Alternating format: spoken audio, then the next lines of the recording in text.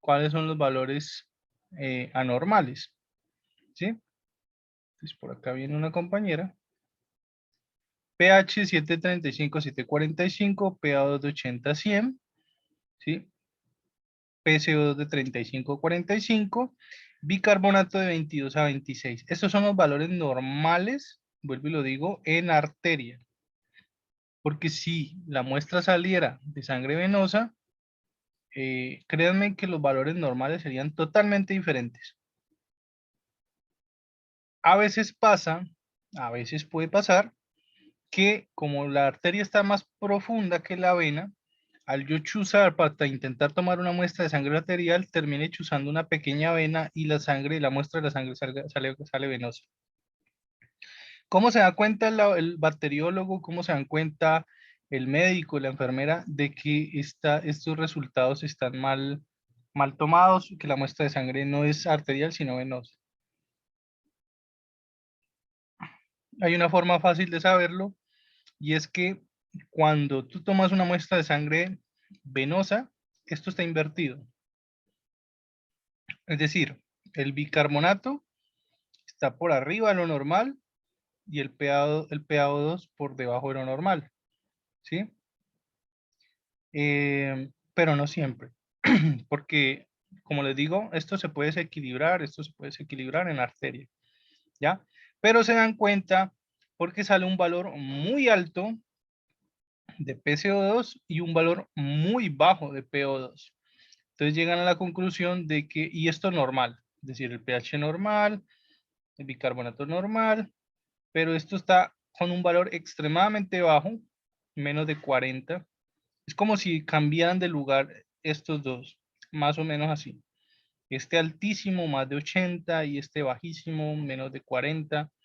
Y entonces uno dice, esto no es una muestra de sangre arterial, esto es una muestra de sangre venosa, ¿ya? Ya en arteria, si me sale esto anormal,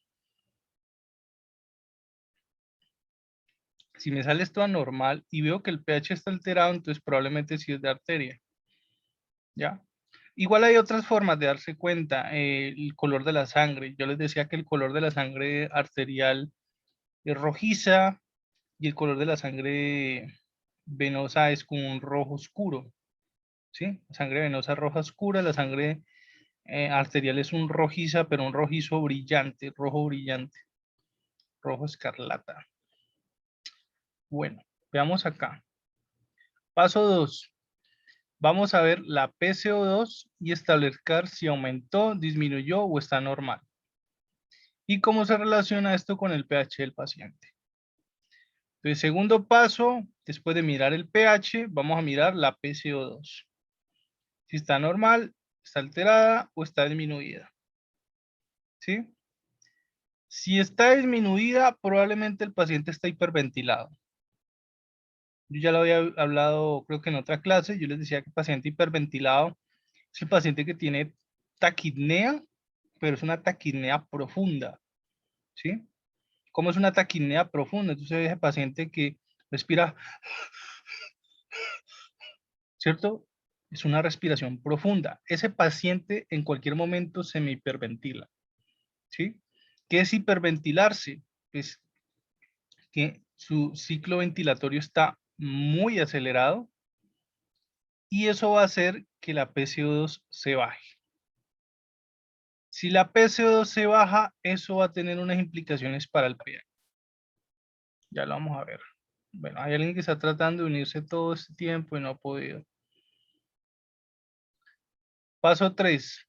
Vamos a ver el bicarbonato y establecer lo mismo. Vamos a establecer si está normal, si está aumentado o está disminuido. Y vamos a ver qué relación tienen con el pH. En otras palabras, no, esta compañera tiene internet jodido. En otras palabras, ¿cuáles son los que se relacionan con el pH? La PCO2 y el bicarbonato, ¿sí? Es decir, el pH, la PCO2 y el bicarbonato, ellos tres son los que juegan un papel importante en la regulación del estado ácido-base, es decir, en el pH, ¿ya? ¿Por qué? ¿Qué pasa con este? Este tiene su propio rollo aparte. La PO2 me sirve, claro, también es muy útil. Me sirve también, pero me sirve para otras cosas. Ya no para mirar pH. Ya no tiene relación directa acá con lo del pH. Eso me sirve para detectar otros trastornos, otras enfermedades. ¿Sí? Y lo del pH generalmente está asociado a otras enfermedades. O sea, ¿qué es lo que quiero decir con esto? Lo que les quiero decir es que el desequilibrio del estado ácido-base, es decir, un desequilibrio en el pH, no es una enfermedad de por sí. ¿Sí? No es la idea que yo quiero que ustedes lleven para sus casas. No, el desequilibrio del pH no es una enfermedad de por sí. No, no lo es. Es un parámetro que me sirve para yo saber qué posibles enfermedades tiene el paciente. ¿Sí? Que si no se corrige, ojo, que si no se corrige el pH a tiempo, puede llevar a otras complicaciones más graves. Claro que sí, ¿ya? Pero de por sí no es una enfermedad. Es como cuando hablaba yo del potasio y el sodio. El sodio, el desequilibrio del sodio, o sea, hipernatremia, hiponatremia, eso no es una enfermedad, es un trastorno, ¿sí? Una alteración del nivel de sodio en la sangre que puede llevar a otras complicaciones. Lo mismo el potasio. Tú no puedes decir que la hipocalemia es una enfermedad. No. La hipocalemia o la hipercalemia no son enfermedades. Son trastornos ya del metabolismo, son trastornos de, digamos, del equilibrio hidroelectrolítico que pueden llevar a otras complicaciones severas. Si tú no corriges el potasio, al paciente le puede dar una arritmia cardíaca. ¿Ya? Aquí pasa algo muy parecido con el pH. pH de por sí no es una enfermedad. Si dice, no, el paciente tiene pH bajo, eso no es una enfermedad, es un trastorno, ¿sí? Es una alteración de un parámetro que nosotros tenemos en la sangre y que deberíamos tenerlo normal, ¿ya? Que si no se corrige, ojo, sí nos puede llevar a otros problemas más graves, ¿ya?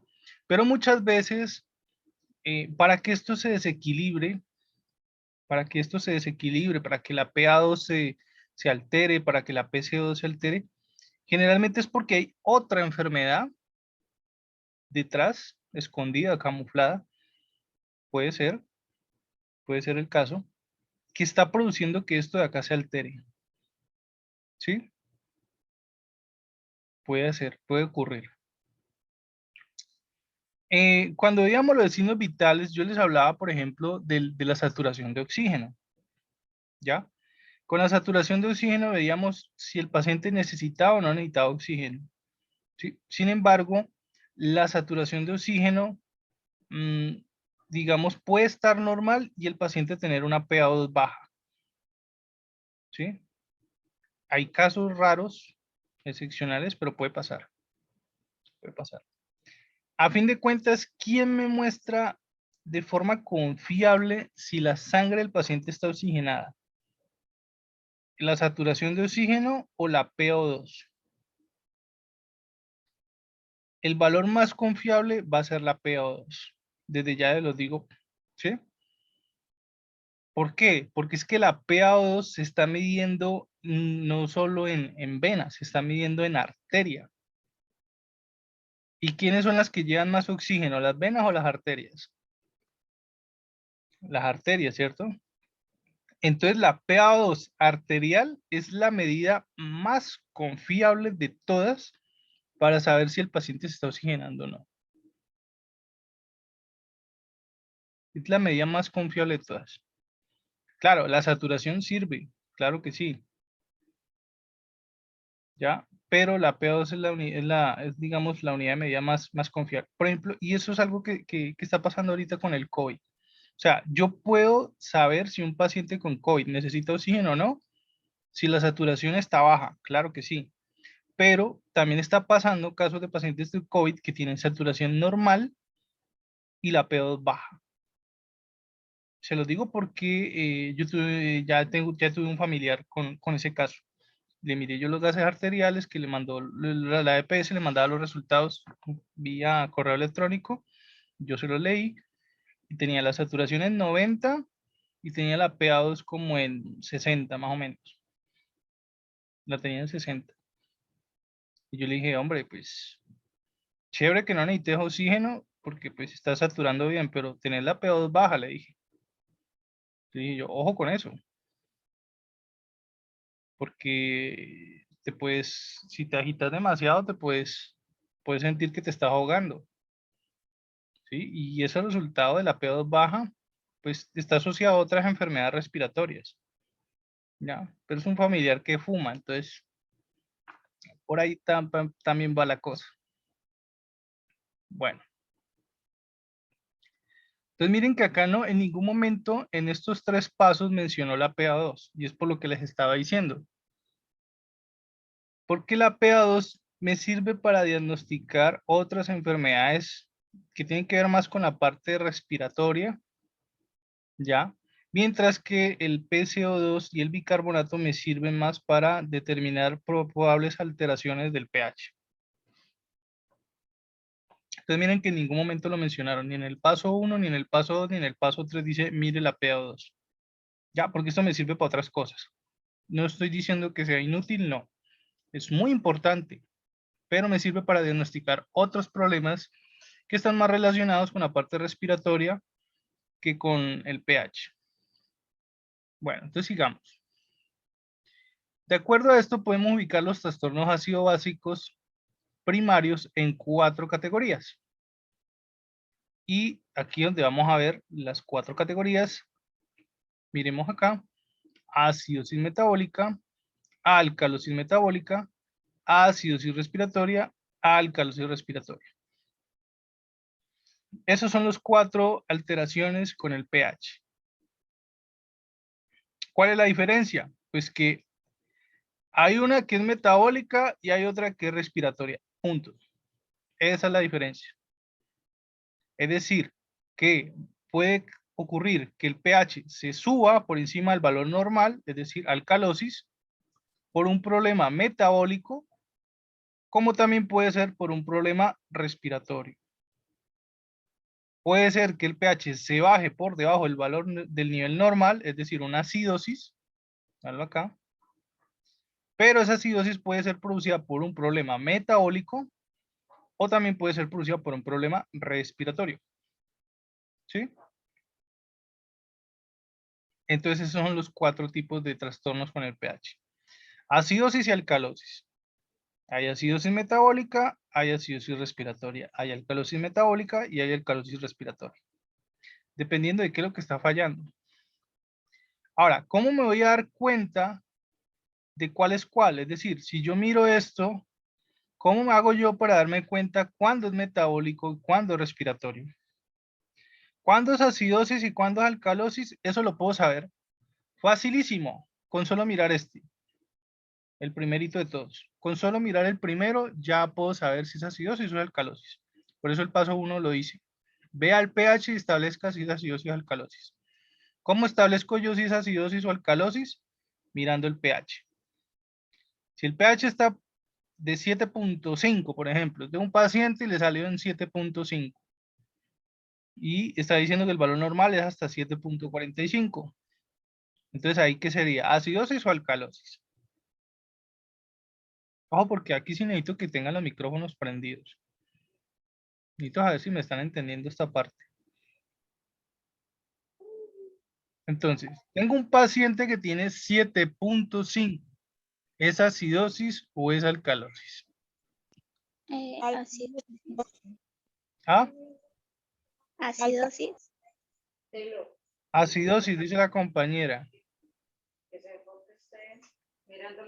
Alcalosis. Alcalosis, dice otra compañera. Entonces, al fin, ¿cuál?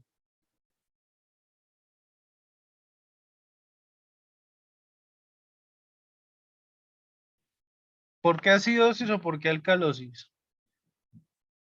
Tengo un paciente que le sale en 7.5. Miren que acá nos está diciendo de 7.30. Porque es el valor menor. No, mira. A ver, te lo voy a explicar con una calculadora. Tengo de 7.35 es el mínimo, ¿cierto? ¿Qué pasa si se baja de 7.35? Sería acidosis, es decir, menos de 7.35 sería 7.34. Eso ya es menos de 7.35. Ya, lo mismo pasa al revés. Yo tengo 7.45 el valor máximo. Es decir, que 7.46 ya es alcalosis. ¿Por qué? Porque se pasó de 7.45. Tengo un paciente que la tiene en 7.5. 7.5. ¿Por qué es alcalosis? ¿Por qué no acidosis? Porque 7.5 es mayor que 7.45. ¿Ya? ¿Cómo así, profe, que 7.5 es mayor que 7.45? Sí, acuérdense de matemáticas en el colegio. Acuérdense que cuando yo tengo números decimales y yo digo 7.5, ese 7.5 es mayor que cualquier 7.45. ¿Por qué? Porque este 7.5 es como si tuviera un 0 al lado, ¿sí? Yo puedo ponerle los ceros que quiera, 0, 0, 0, 0, 0, 0, 0, 0, ¿cierto? Pero sigue 7.5. Estos ceros de acá son decimales. No, perdón, ya no son decimales. Estos ya serían centesimales, milisemales, ¿cierto? Ya es una unidad de medida muy pequeña, ¿ya? Muy diferente si yo dijera 7.000001. Este 1 es una unidad de medida muy pequeña, ¿ya? Acuérdense de los decimales. Entonces, cuando yo digo 7.5, puede tener infinitos ceros acá al lado derecho, pero sigue siendo 7.5. No me está diciendo 7.500.000, no. No es un número entero. Esa regla aplica con los números enteros. No aplica con los números decimales. Entonces, me extraña la gaña que todavía confundan que un 7.45 es mayor que un 7.5. Eso nunca en la vida. Este 5 que está acá no es una unidad grande, es una unidad más pequeña incluso que el 4. ¿Sí? Entonces, ojo con eso. Si yo tengo, por ejemplo, acá 7.4596, todos los números que le quiera poner, ¿cierto? Esto no significa 7.400. Estos números de aquí para acá son una unidad de medida muy pequeñita. Y en el momento en que yo compare este número con toda esta chorrera de números y le pongo un 7.5, sigue siendo más grande el 7.5. ¿Por qué? Porque hagan de cuenta que aquí hay muchos ceros. ¿Ya? Este de acá sería un número decimal más grande que el 7.4. Este 7.4 puedo tener los números que quiera acá, pero no va a ser más grande que un 7.5. ¿Ya? Ahí sí les toca repasar matemáticas del colegio. Lo mismo pasa con cuando hablamos del sodio y del potasio. Yo puedo tener el 3.45 en nivel de potasio en la sangre y nos dice que el valor máximo es de 3.5, ¿cierto? 3.5. Obviamente esto es mayor que un 3.45. ¿Por qué? Porque un 3.45 para llegar a 3.5 tiene que pasar por más 0.01 y llega a 3.46, más otro 0.01 y llega a 3.47, más otro 0.1 y así sucesivamente hasta que llegue al 3.5, ¿sí? Entonces acá 3.49 y ahí le sumo el último, perdón, le sumo el último 0.01 y miren lo que me da la calculadora. ¿Sí ven? ¿Sí miran? Espero haber aclarado tu duda. Mira, la calculadora no miente. 3.49 más 0.01 me da 3.5. ¿Qué me da a entender eso? Que el 3.5 es más grande que el 3.49. ¿Sí? Y tú puedes hacer los ejercicios que quieras con la calculadora. Mira, por ejemplo, acá con el ejemplo del pH. Tengo 7.49 y voy a sumarle 0.01, perdón, 0.01. Y mira, llegó al 7.5. ¿Sí ves? ¿Qué significa esto? Que el 7.5 es más grande que el 7.49. ¿Y por qué me doy cuenta que es más grande? Porque estoy haciendo una suma. Para llegar al 7.5 tuve que sumar, no restar, sumar. ¿Sí? Entonces, ¿qué me está diciendo esto? Que el 7.5 es más grande que el 7.49. Yo puedo incluso puedo ser más extremista y tener 7.499999999. ¿Ya? Y le sumo 0.000001 y miran, el 7.5 acá está otra vez. ¿Sí? Entonces, todos estos 9 realmente no significan gran cosa. Entre más se muevan hacia la derecha en un decimal, menos valor tiene. ¿Ya? Y llegué al 7.5 solo porque le sumí un 0,00001. ¿Sí? Pero esto en esencia sigue siendo un 7.5. Entonces, si ven que el 7.5 es más grande que el 7.4999999, ¿ya? Eso es lo que pasa con los números. Entonces, acá tenemos que el valor normal es de 7 hasta 7.45 y me llega un paciente con 7.5. ¿Hacia dónde está? ¿Hacia el lado ácido o hacia el lado alcalino? Pues hacia el lado alcalino, porque tiene un valor más grande que el valor máximo permitido, que es 7.45. ¿Ya? Entonces un paciente con 7.5 está hacia el lado de la alcalosis. ¿Listo? Espero haber resuelto esa duda con los decimales. Ahí sí ya les toca estudiar matemáticas. Pero bueno, la enfermería tiene de todo. La enfermería tiene hasta matemáticas y cuando vean administración de medicamentos van a quedar aburridas de la matemática. Bueno, entonces, 7.35, 7.45. Y tenemos que un paciente tiene 7.5, entonces yo ya digo de entrada que es alcalosis. Ahora necesito saber, porque yo no me puedo conformar con decir, ah, es alcalosis, listo ya, a su casa. No, así como cuando hablamos de anemia, yo no puedo decir simplemente, ah, el paciente tiene anemia, listo ya, problema resuelto, transfusión de sangre, glóbulos rojos y listo. No, hay que saber qué tipo de anemia es, ¿cierto? Si es una hemorragia, pues sí, una anemia producida por una hemorragia, sí, pues pájele líquidos endovenosos y en caso extremos sí transfúndale sangre, ¿ya? Pero recuerden que hay muchas anemias que son silenciosas. Con ese tipo de anemias hay que saber qué tipo de anemia es, ¿sí? Para eso uno mira el hemograma y para eso uno mira que el BCM, que el RDW, que el HCM, hematocrito corpuscular medio, que la hemoglobina corpuscular media, todo eso que les expliqué en la clase de hemograma. Pues aquí pasa algo parecido, ¿sí?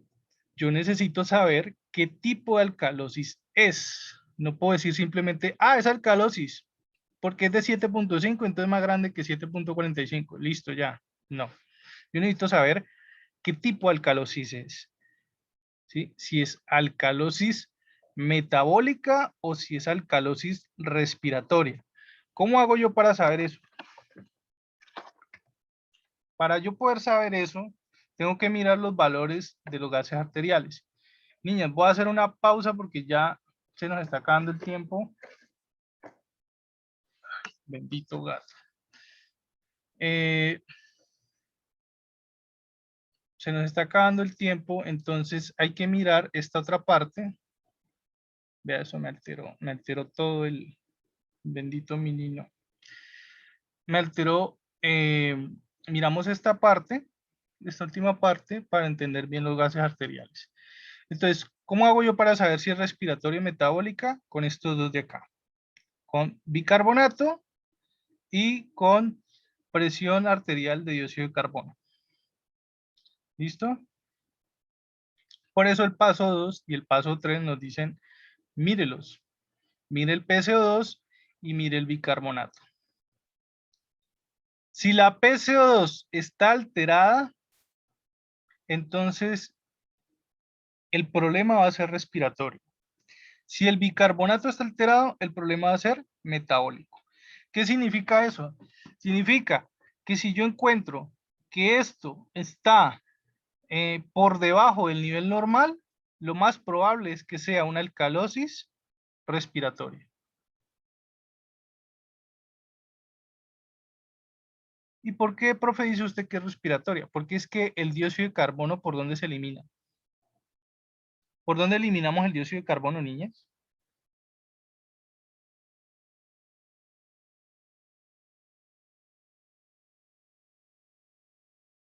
¿No? Por la respiración. Por la respiración, porque nosotros respiramos oxígeno y cuando expiramos, botamos dióxido de carbono, ¿ya?